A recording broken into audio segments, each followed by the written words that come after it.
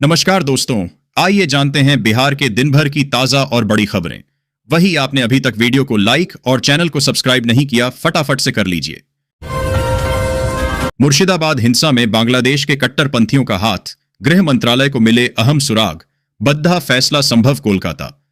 पश्चिम बंगाल के मुर्शिदाबाद में नए वक्फ कानून को लेकर हुई हिंसा पर मुख्यमंत्री ममता बनर्जी जहां बीजेपी के निशाने पर हैं। राज्य में अभी तक हिंसा के दौरान 3 मौतों के बाद 200 से अधिक लोगों को अरेस्ट किया गया है। इस मामले में कुल 11 एफआईआर दर्ज हुई है। राज्य में हालात को ठीक करने के लिए गृह मंत्रालय अलर्ट है। गृह मंत्रालय ने अभी तक की जांच का मूल्यांकन करते हुए सीमा सुरक्षा बढ़ाने के संकेत दिए हैं। सरकार के सूत्रों के अनुसार इस पर विचार किया जा रहा है। बंगाल पुलिस को इनपुट मिले हैं कि इस हिंसक प्रदर्शन में बांग्लादेश के कट्टरपंथी संगठन एसडीपीआई और अन्य समूहों का हाथ है। सोमवार को बीजेपी के नेता सुवेंदु अधिकारी ने हिंसा की जांच एनआईए से कराने की मांग की थी। सीएम नीतीश आज करेंगे महिला संवाद अभियान की शुरुआत, 2 करोड़ महिलाओं तक पहुंचेगा। सरकार का संदेश महिला संवाद। बिहार के मुख्यमंत्री नीतीश कुमार ने आज महिला संवाद अभियान की औपचारिक शुरुआत करेंगे। इस अभियान का उद्देश्य राज्य की महिलाओं को सरकारी कल्याणकारी योजनाओं की जानकारी देना और उन्हें सामाजिक व आर्थिक रूप से सशक्त बनाना है। राजधानी पटना से सीएम नीतीश कुमार ने 50 प्रचार वाहनों को हरी झंडी दिखाकर रवाना किया, जो राज्य के कोने कोने तक संदेश पहुंचाएंगे। मुस्लिमों से ही 700 शिकायतें मिलने के बाद बनाया नया कानून। वक्फ एक्ट पर बोले प्रधानमंत्री नरेंद्र मोदी ने गुरुवार को कहा कि वक्फ संशोधन अधिनियम 2025 सैकड़ों शिकायतों के बाद लाया गया है, जिनमें मुस्लिम समुदाय के लोगों, विशेष रूप से महिलाओं और विधवाओं की प्रमुख भूमिका रही। उन्होंने कहा कि पुरानी व्यवस्था में उत्पीड़न का शिकार हुए लोगों को न्याय दिलाने के उद्देश्य से यह कदम उठाया गया है। प्रधानमंत्री ने यह बात दाऊदी बोहरा समुदाय के प्रतिनिधि मंडल के साथ एक बैठक के दौरान कही। इस दौरान उन्होंने बताया कि 2019 में दोबारा प्रधानमंत्री बनने के बाद उन्हें विभिन्न मुस्लिम समुदायों से वक्फ संपत्तियों को लेकर 700 से अधिक शिकायतें मिली थीं, जिससे सरकार को इस मुद्दे पर गंभीरता से विचार करना पड़ा। बिहार के बाहुबली विधायक रीतलाल यादव की पूरी कहानी, चलती ट्रेन में कॉन्ट्रैक्टर की हत्या का लगा था आरोप। एक बार फिर बिहार की राजनीति के चर्चित चेहरे और दानापुर के बाहुबली विधायक रीतलाल यादव सुर्खियों में हैं।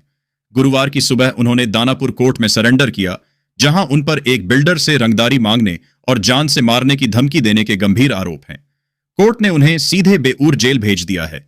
चौंकाने वाली बात यह है कि अब तक उनकी ओर से जमानत की कोई अपील दाखिल नहीं की गई है।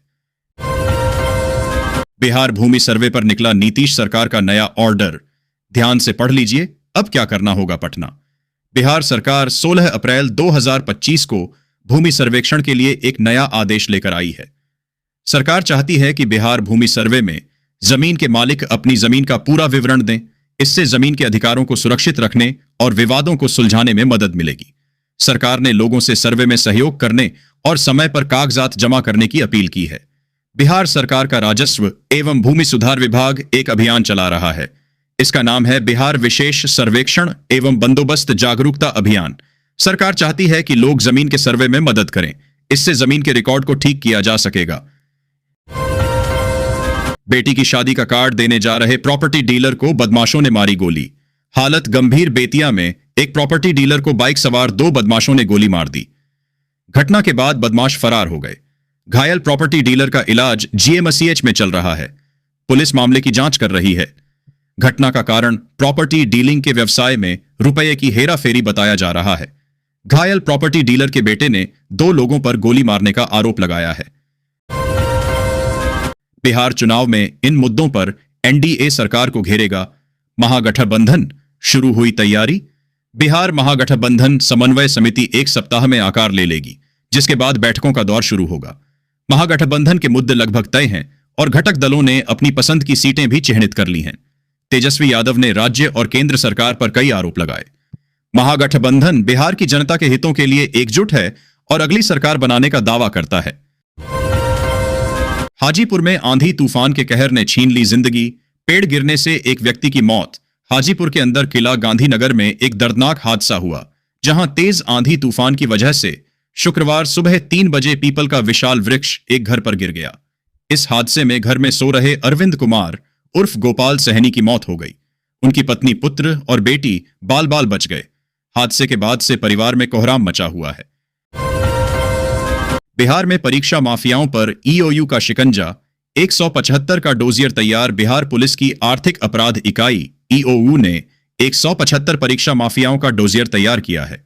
यह डोजियर प्रतियोगी परीक्षाओं में धांधली कराने वाले अपराधियों की कुंडली है, जिसमें उनके गिरोह की जानकारी है। इस डोजियर की मदद से पेपर लीक में शामिल अपराधियों पर नजर रखी जा रही है और दूसरे राज्यों से भी मदद ली जा रही है। राजधानी के आकाश में करतब दिखाएंगे एयरफोर्स के 9 जेट विमान। शौर्य दिवस पर होगा आयोजन। शौर्य दिवस पर 23 अप्रैल को पटना के आकाश में एयरफोर्स के 9 जेट विमान करतब दिखाएंगे। Surya Kiran aerobatic team JP Ganga पथ पर भव्य शो करेगी। 22 अप्रैल को रिहर्सल होगी। युवाओं को वायुसेना के प्रति आकर्षित करने के लिए स्कूलों में प्रचार किया जाएगा। जिला प्रशासन इसकी तैयारियों में जुटा है। भीड़ प्रबंधन, प्रोटोकॉल, सुरक्षा समेत अन्य तैयारियां की जा रही हैं। बिहार में आज भी जारी रहेगा मौसम का कहर। तेज आंधी और बारिश मचाएगी तबाही। आईएमडी का ऑन रेंज अलर्ट। बिहार में आज भी बारिश का सिलसिला जारी रहेगा।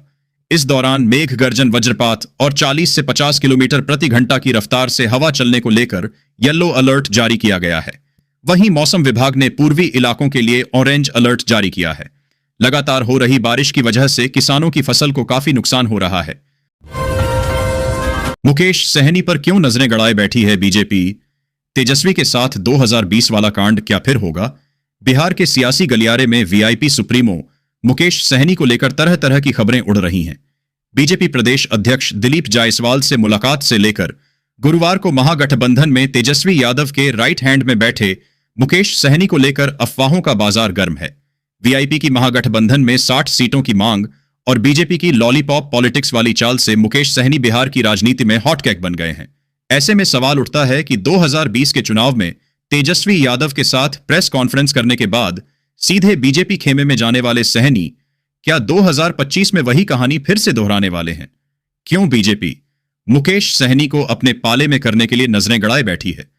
क्या मुकेश सहनी एक बार फिर से एनडीए के पाले में जाएंगे? मुर्शिदाबाद हिंसा की जांच को बनी बंगाल पुलिस की एसआईटी। हिंदू अफसरों की कमेटी को मुस्लिम अधिकारी करेंगे लीड। कोलकाता। मुर्शिदाबाद में हुई हिंसा के मामले में पुलिस ने बड़ा कदम उठाया है। पिछले 72 घंटों में दर्ज हुई 48 एफआईआर की जांच अब एक विशेष जांच टीम एसआईटी करेगी। एसआईटी का गठन उसी दिन हुआ जब इंटरनेट सेवाएं 12 में से 7 इलाकों में बहाल कर दी गईं। इन इलाकों में बीरभूम और मालदा के कुछ हिस्से भी शामिल हैं। हालांकि सूती और शमशेरगंज के 5 इलाकों में इंटरनेट पर पाबंदी अगले 3 दिनों तक जारी रहेगी। एसआईटी की खास बात है कि इसमें सभी हिंदू अफसरों को रखा गया है, लेकिन कमेटी को लीड एक मुस्लिम अधिकारी करेंगे। 2025 के रण में तेजस्वी को मिलेगा महारथी कर्ण। मोदी के हनुमान और एनडीए से अपमान का बदला लेने को तैयार पटना। महाभारत के रण में महारथी कर्ण का किस्सा तो आप जानते ही होंगे। कर्ण ने अपने अपमान का चलते अपने भाइयों के खिलाफ ही युद्ध लड़ा था। बिहार की राजनीति में भी मौजूदा वक्त में कुछ ऐसी ही सीन बनता दिख रहा है। पूर्व केंद्रीय मंत्री और राष्ट्रीय लोक जनशक्ति पार्टी आरएलजेपी के प्रमुख पशुपति कुमार पारस अब राजनीतिक रूप से अपनी पहचान बचाने की कोशिश में हैं। एनडीए से नाता तोड़ने के बाद उन्होंने पिछले लोकसभा चुनावों में अपमान का हवाला दिया, क्योंकि उन्हें बिहार से चुनाव लड़ने के लिए एक भी टिकट नहीं दिया गया था। अब वह राष्ट्रीय जनता दल आरजेडी के नेतृत्व वाले महागठबंधन में शामिल हो सकते हैं। 61 साल के भाजपा नेता दिलीप घोष कर रहे शादी। दुल्हन बनने जा रही बीजेपी की बड्ढी। पदाधिकारी ने खुद किया कंफर्म। पश्चिम बंगाल भारतीय जनता पार्टी बीजेपी के दिग्गज नेता और पूर्व प्रदेश अध्यक्ष दिलीप घोष एक बार फिर सुर्खियों में हैं। इस बार वजह उनकी राजनीतिक उपलब्धियां नहीं, बल्कि उनकी निजी जिंदगी है। 61 साल की उम्र में दिलीप घोष आज कोलकाता में शादी के बंधन में बंधने जा रहे हैं। उनकी दुल्हनियां कोई और नहीं, बल्कि बीजेपी महिला मोर्चा की सक्रिय नेता रिंकू मजूमदार हैं, जिनकी उम्र करीब 50 साल बताई जा रही है। शिक्षा विभाग। एसएससीएस सिद्धार्थ बने पायलट। उड़ाने लगे विमान। तस्वीर आई सामने। सीखने की कोई उम्र नहीं होती है।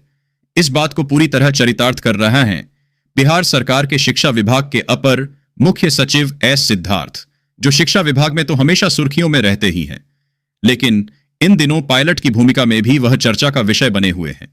उनकी तस्वीर सोशल मीडिया पर जमकर वायरल हो रही है, जिसमें वे पायलट के ड्रेस में नजर आ रहे हैं। पीछे विमान भी दिख रहा है। समस्तीपुर मंडल द्वारा चलाया गया सघन टिकट जांच अभियान। 15 दिनों में वसूले गया 1,79,85,000 का जुर्माना। समस्तीपुर रेल मंडल के विभिन्न स्टेशनों पर वाणिज्य विभाग द्वारा 1 अप्रैल से 15 अप्रैल तक विशेष सघन टिकट जांच अभियान चलाया गया। इस अभियान के दौरान कुल 29,984 करोड़ का जुर्माना समस्तीपुर रेल मंडल के विभिन्न स्टेशनों पर वाणिज्य विभाग द्वारा 1 अप्रैल से 15 अप्रैल तक विशेष सघन टिकट जांच अभियान चलाया गया। इस अभियान के दौरान कुल 29,984 करोड़ का जुर्माना 216 बेटिकट यात्रियों को पकड़ा गया, जिनसे 1,09,85,500 रुपये का जुर्माना वसूल किया गया। अभियान के अंतर्गत समस्तीपुर मंडल द्वारा 4 बस रेड तथा 22 फोर्ट्रेस चेक आयोजित किए गए। यह जांच सहरसा पूर्णिया रेलखंड सहित जयनगर, दरभंगा, समस्तीपुर, रक्सौल, सीतामढ़ी आदि प्रमुख स्टेशनों पर की गई। यह अभियान वरीय मंडल वाणिज्य प्रबंधक अनन्या स्मृति के नेतृत्व में टिकट जांच स्टाफ एवं आरपीएफ की संयुक्त टीमों द्वारा किया जा रहा है। 50 करोड़ का कुत्ता खरीदने वाले शख्स के घर पहुंची ईडी। छापेमारी में खुल गई शख्स की पोल शेखी बघारने के लिए एक व्यक्ति ने इंटरनेट मीडिया पर दावा कर दिया कि उसने 50 करोड़ रुपए में दुनिया का सबसे महंगा कुत्ता विदेश से मंगाया है। यह दावा इंटरनेट मीडिया पर प्रसारित होने के बाद जब यह जानकारी ईडी को हुई तो उस व्यक्ति के खिलाफ विदेशी मुद्रा विनिमय नियमों के उल्लंघन के संबंध में शिकायत दर्ज दी। ईडी की टीम उस व्यक्ति के घर पहुंच गई और छापेमारी की। हालांकि यह दावा झूठा साबित हुआ। ईडी ने अभी तक इस मामले पर कोई आधिकारिक बयान नहीं दिया है। सूत्रों के अनुसार ईडी के अधिकारियों ने पाया कि वह व्यक्ति इतना महंगा कुत्ता खरीदने में सक्षम नहीं है। सूत्रों के अनुसार जिस कुत्ते की तस्वीरें इंटरनेट मीडिया पर भी प्रसारित हुई थीं, वह कुत्ता उसके पड़ोसी का था। उसकी कीमत 1 लाख रुपए भी नहीं थी। ईडी ने इस मामले में विदेशी मुद्रा प्रबंधन अधिनियम के तहत कोई जांच शुरू नहीं की है। ईडी ने रामेश्वरम रिसॉर्ट के 60 कमरे और जमीन को लिया अपने कब्जे में। जमीन सर्वेयर पर लगाम कसे प्रशासन, वरना घर घर होगी महाभारत। पप्पू यादव पूर्णिया। सांसद पप्पू यादव ने जिला प्रशासन से कहा है कि वह जमीन के सर्वेयरों पर लगाम लगाएं। अगर ऐसा नहीं हुआ तो जिले में घर घर महाभारत की स्थिति बन जाएगी। गुरुवार को प्रेस कॉन्फ्रेंस में सांसद पप्पू यादव ने आरोप लगाया कि जिले के अधिकांश सीओ ने अंचल को रावण और कंस का अड्डा बना दिया है। हमने कई बार मंत्री से बात करके इसकी शिकायत की है। यही स्थिति जमीन सर्वेयर की है। हमने डीएम से सर्वेयर के क्रियाकलापों की शिकायत की है और कहा है कि इसे रोकिए, नहीं तो यहां महाभारत की स्थिति बनती जा रही है। मैंने ग्रामीणों से कहा है कि यदि सर्वेयर पैसे लेकर काम कर रहे हैं तो उसका बहिष्कार करें। इस मौके पर सांसद प्रवक्ता राजेश यादव, संजय सिंह, अशोक दास, सड्डू यादव, मोहम्मद जहांगीर, मंटू यादव, मोहम्मद समीउल्लाह आदि मौजूद थे। अफसरों के कॉल डिटेल की जांच हो। सांसद पप्पू यादव ने आरोप लगाया कि ब्लॉक और थाना की स्थिति बहुत ही बुरी है। बिना पैसा लिए कोई काम नहीं हो रहा। उन्होंने कहा कि जो विधायक मंत्री विकास का राग अलाप रहे हैं, हम उनसे आग्रह करेंगे कि आप इतने ताकतवर हैं तो पूर्णिया को भ्रष्टाचार से मुक्त कीजिए। उन्होंने कहा कि पूरी सरकार वसूली में लगी है। बिहार में जितना टेंडर सरकार भवन का काम हुआ है वह सब मैनेज हुआ है। उन्होंने कहा कि सीसीटीवी फुटेज की जांच और पदाधिकारियों के टेलीफोन डिटेल निकाला जाना चाहिए। आवास, आरडब्ल्यूडी, सिंचाई एवं नगर निगम विभाग की क्रियाकलापों की जांच होनी चाहिए। 20 साल बाद प्रधानमंत्री सड़क का दिलाया पूर्ण लाभ। सांसद पप्पू यादव ने कहा कि 20 वर्ष से डबल इंजन की सरकार रही, लेकिन यहां रेलवे, सड़क, बड़ा पुल और हवाई जहाज सेवा का काम नहीं शुरू हुआ। कुर्सेला बिहारीगंज और गलगलिया जलालगढ़ रेलखंड का काम उन्हीं के कार्यकाल में शुरू हुआ। 20 साल के बाद अब पूर्णिया जिले की लगभग सड़क को प्रधानमंत्री सड़क योजना में ले लिया गया है। नए स्टेडियम, कॉलेज और प्रखंड बनाने को प्राथमिकता। सांसद पप्पू यादव ने कहा कि कस्बा, झील टोला और जानकी नगर में स्टेडियम बनाने का काम शुरू होगा। जानकी नगर, रुपौली और बरहरा में डिग्री कॉलेज बनेगा। इस सिलसिले में उनके द्वारा शिक्षा विभाग के सचिव से कई बार मुलाकात की गई और उन्हें पत्र भी भेजा गया है। उन्होंने कहा कि जानकी नगर और मोहनपुर को ब्लॉक बनाना हमारी प्राथमिकता है। इसके लिए सूबे के मुख्यमंत्री से निवेदन किया गया है। भागलपुर न्यूज। भागलपुर में जमात उल मुजाहिदीन की दस्तक। हाई अलर्ट पर पुलिस। भागलपुर में बांग्लादेशी अलगाववादी संगठन जमात उल मुजाहिदीन के सदस्यों की संभावित गतिविधियों को लेकर पुलिस सतर्क है। रेंज आईजी ने भागलपुर बांका और नवगछिया के एसीपी को एहतियाती कदम उठाने के निर्देश दिए हैं। आशंका है कि ये अलगाववादी वक्फ कानून के विरोध में प्रदर्शन आयोजित कर सकते हैं, इसलिए पुलिस बांग्लादेशी अलगाववादी संगठन जमात उल मुजाहिदीन की गतिविधियों पर पैनी नजर रख रही है। शिवदीप लांडे ने क्यों पार की थी व्यवस्था की हदें? खुद सुनिए उनकी जुबानी संजय कुमार पटना।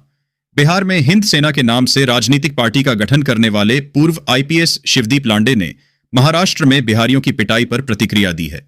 न्यूज 18 से खास बातचीत में शिवदीप लांडे ने कहा कि उनका जन्म महाराष्ट्र में हुआ है और वह महाराष्ट्र को अपना गृह राज्य मानते हैं, लेकिन पिछले 2 दशकों से उन्होंने बिहार वासियों की निस्वार्थ सेवा की है और अपने कर्म से वह बिहारी हैं। शिवदीप लांडे ने कहा कि वह साफ तौर पर कहना चाहते हैं कि उनकी एकमात्र जाति बिहारी है। उन्होंने बताया कि जिन लोगों की पिटाई होती है वे लोग होते हैं जो अपनी रोजी रोटी के लिए दिन रात मेहनत करते हैं। समाज के प्रमुख लोगों के खिलाफ इस तरह की घटनाएं नहीं होती, बल्कि गरीब और मजबूर लोगों को निशाना बनाया जाता है जो अपने परिवार का पेट पालने के लिए अन्य राज्यों में मेहनत करते हैं। लांडे ने सवाल उठाया कि राज्य सरकार और कानून प्रवर्तन एजेंसियां इस पर कार्रवाई क्यों नहीं करती। उन्होंने आगे कहा कि अगर उनकी पार्टी हिंद सेना की सरकार बनती है तो बिहार के किसी भी कोने में अगर किसी बिहारी को कोई हाथ लगाएगा तो उनसे सख्ती से निपटा जाएगा।